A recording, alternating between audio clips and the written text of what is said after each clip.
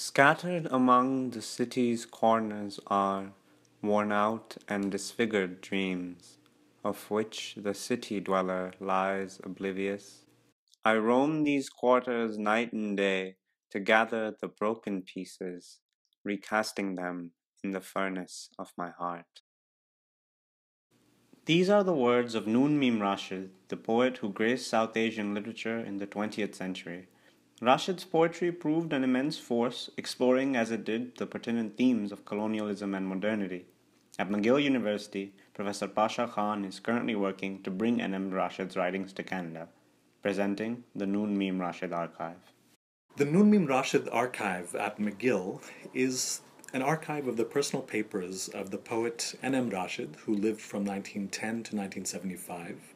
He was one of the first modernist Urdu poets, and certainly the first successful poet of free verse in Urdu.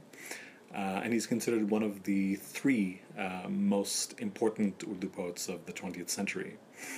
What we have is two boxes full of his personal papers.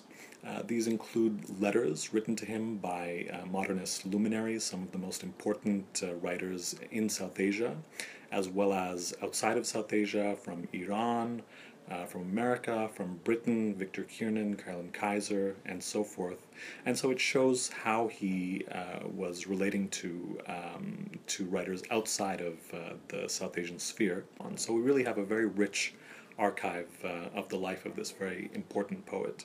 What we're doing with this material is we're taking each item and we're creating metadata on it.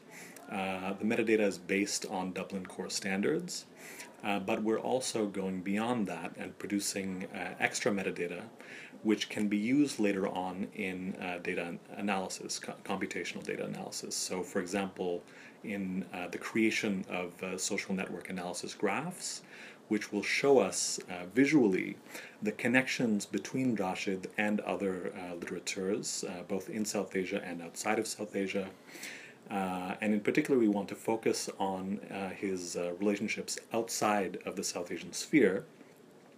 The reason being that it's very important for Canadians at this time to get a sense of the bidirectional interaction between modernists in the East and the West, especially at this time when the rhetoric coming from America in particular is rather hateful with regard to immigrants, and it assumes that they're not well integrated.